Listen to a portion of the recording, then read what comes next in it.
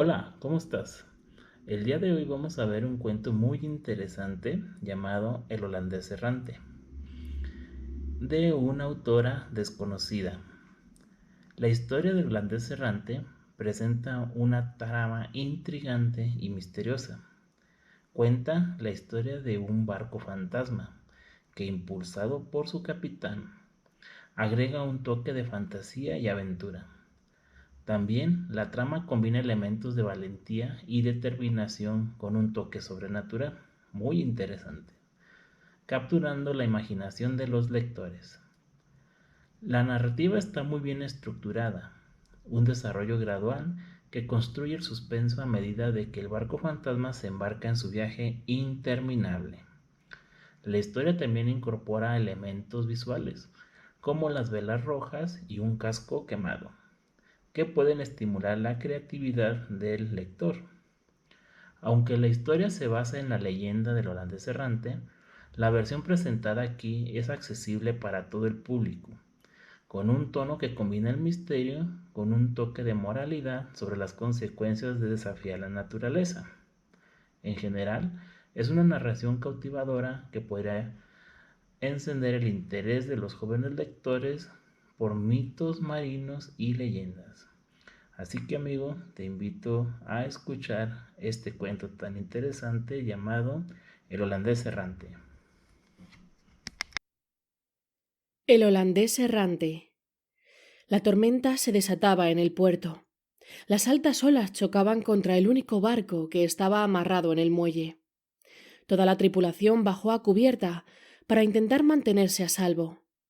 Solo el fuerte y corpulento capitán estaba en cubierta. Estaba enojado, muy enojado. Ya tenía que postergar la salida un par de días y ahora una tormenta iba a impedirle salir del puerto de nuevo. No lo creía. Había navegado por los mares en condiciones mucho peores. El capitán se acercó a su tripulación y rugió: «Mañana navegamos, llueva o haga sol». Y aunque la tripulación confiaba en su capitán, esto les parecía peligroso. Pero nadie se atrevió a hablar. Solo el contramaestre se aclaró la garganta y dijo: «Capitán, mañana es Pascua y no podemos partir». El capitán dudó por un minuto, pero luego golpeó la mesa con el puño y gritó: «Yo decidiré cuándo nos vayamos. Ninguna tormenta o día de Pascua decidirá eso por mí. Asegúrese de que todo esté listo para la salida mañana, a primera hora». Y se retiró a su cabaña, maldiciendo. A la mañana siguiente, la tormenta arreciaba aún más, pero el capitán estaba decidido a zarpar. Su tripulación tenía sus dudas, pero también confiaban en su capitán. Armaron las velas y echaron el ancla. Otro capitán se acercó a preguntar si realmente estaban tan locos como para partir durante una tormenta y Semana Santa. El capitán respondió: «Yo decido cuándo partimos, y partimos ahora. Incluso si tenemos que navegar hasta la eternidad, nos vamos». Y con eso se dijo la última palabra. Tan pronto como se cumplió la orden final del capitán, sucedió algo extraño. Todos los marineros se quedaron estupefactos y se quedaron en silencio. También el contramaestre e incluso el capitán permanecieron en su lugar.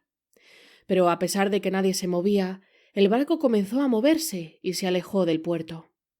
La gente en el puerto se quedó atónita al ver el barco zarpar. Las últimas palabras del capitán fueron repetidas por la multitud: «Incluso si tenemos que navegar hasta la eternidad, nos vamos». Había algo siniestro en estas palabras, y todos se quedaron nerviosos viendo cómo el barco se hacía cada vez más pequeño en el horizonte. De repente, las velas blancas se tornaron de un rojo intenso, y el casco pareció quemado. «El barco se ha convertido en un barco fantasma», susurraron las personas mientras regresaban a casa. Durante mucho tiempo no se supo nada sobre el barco fantasma. No atracó en ningún puerto y no regresó a casa.